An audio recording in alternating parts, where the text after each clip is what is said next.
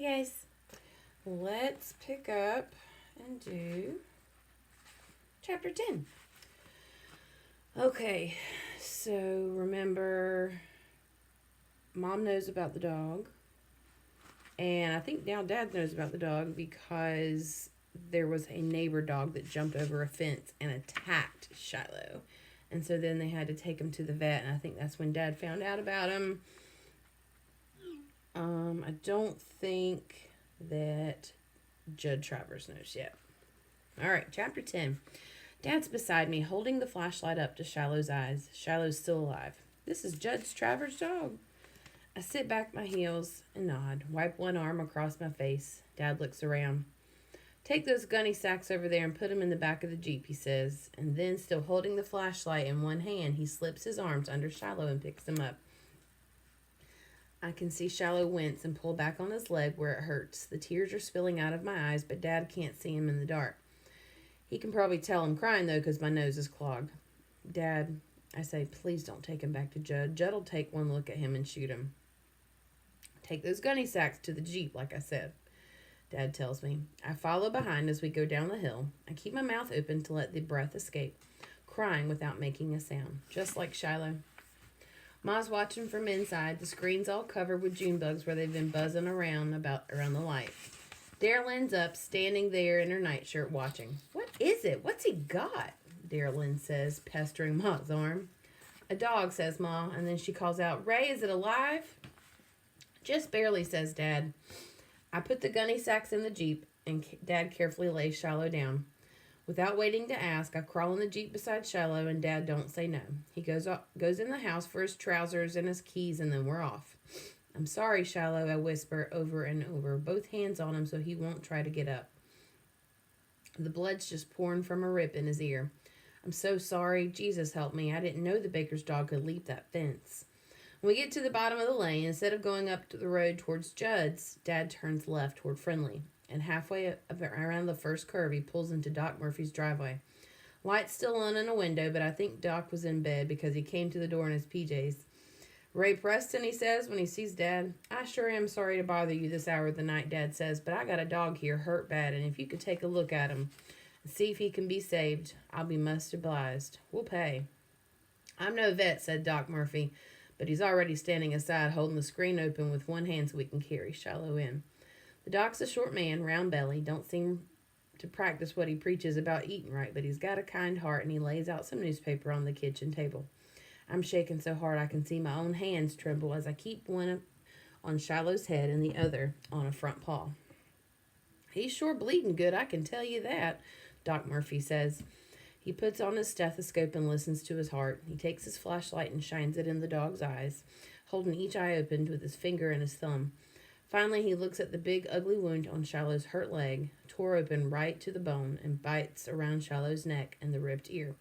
I turn my head away and sniffle some more. I'll do what I can, Doc says. The thing we got to worry about now is infection. That leg wound is going to take 20, 30 stitches. What happened? I figure Dad will answer for me, but he don't. He just turns to me. Marty? Big old German Shepherd chewed him up. Doc Murphy goes over to the sink and washes his hands. Baker's dog. Every time that shepherd gets loose, there's trouble. He comes back to the table and takes a big needle out of his bag, fills it full of something to make Shiloh numb, maybe. Is this your dog's son? I shake my head. No? He looks at me and then at Dad. Dad still won't say nothing, making me do the talking. While Doc leans over Shiloh and slowly starts inserting needles in the side, I get up unnerved. It's Judd Travers, I tell him. I gotta start practicing the truth sometime. Judd Travers, this is the dog he's missing. How come you brought it in? I had him, I say. Doc Murphy sucks in his breath and then lets it out a little at a time. Phew, he says, and he goes on about his work. I don't know how long we're in there in Doc's kitchen, and Dad's standing over against the wall, arms folded, and me with my hands cupped over Shiloh's head, while Doc Murphy washes the wounds, dresses them, and starts stitching the skin up. Once or twice, I feel Shiloh jerk like it hurts him. But when he lays too still, I don't know if it's because he's numb or if he's dying. The next 24 hours, we'll know if this dog's going to live, Doc says. You check with me tomorrow evening, and we'll have some idea then. I can keep him here for a day or two, Ray. Then if he makes it, you can take him on home. I put my face down near Shiloh's again, my mouth next to his ear. Live, Shiloh, live, I whisper. The hardest thing in the world is to leave Shiloh there at Doc Murphy's, the way his eyes follow me over to the doorway, the way his muscles move, like he's trying to get up when he sees me leaving. Second hardest thing is to crawl in that Jeep with Dad afterwards. Can you imagine? There isn't a word passed between us until we get home. Once Dad turns the motor off, though, and I'm all set to get out, he says, Marty, what else don't I know? What? I ask. You keeping Judd's dog out up there on our hill, got a place for him all built, never letting on. What else you got keeping from me? Nothing, Dad. How do I know that's not another lie? Because it's not. You saying so don't make it true. I know that's what Ma meant. But it's not all so black and white as Dad makes it out to be, neither. And sometimes when I get mad, it clears my head. You would have thought more of me if I'd let that dog wander around till Judd found it again, kick the daylights out of him, I ask. That's what you want me to do, Dad? I want you to do what's right. What's right? For once in my 11 years, I think I have my dad stumped. Leastways, it seems to be 30, 40 seconds before he answers. You got to go by the law. The law says a man that pays for the money for a dog owns that dog. You don't agree with that law? Then you work to change it. Well, what if there isn't time, Dad? Shiloh could be dead by the time somebody looked into the way Judd treats his dogs. Dad's voice is sharp. You think Judd Travers is the only one around here hard-hearted towards his animals? You think he's the only one who starves them and kicks them, or worse? Open up your eyes, Marty. Open your eyes. Now Dad turns in his seat, back resting against the door, facing me. How many times have you walked to the school bus and seen a chained-up dog in somebody's yard? How many times have you ever put your mind to whether or not it's happy?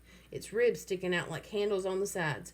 Suddenly you're face to face with a dog that pulls at your heart, and you all at once want to change things. I swallow. Well, there's got to be a first time, I answer. Dad sighs. You're right about that, he says. I'm pushing my luck, I know. If Doc Murphy don't tell Judd about Shiloh, can we bring him back here and keep him? I could build him a better pen, make the fence high enough so the shepherd can't get in. Dad opens the Jeep door to on his side. No, he says, and he gets out. I get out too. Just till Shiloh's better then? You know how Judd treats anything that don't work right. He'll shoot Shiloh, Dad. I found a dog once before over there near Judd's place with a bullet hole in his head. We could at least get Shiloh well. I'm going to pay Doc Murphy's bill, I promise you that. I'll get all my canned money for the next 3 years, and I'll deliver the county paper if I get the chance. Honest, Dad, I promise. Dad studies me. You can keep him here till he's well, and that's all. And then we're taking him back to Judd. Dad goes in the house. My heart starts pounding again. Thump, thump, thump, thump. There's still time. I'm thinking. Shiloh's still alive, and I ain't licked yet.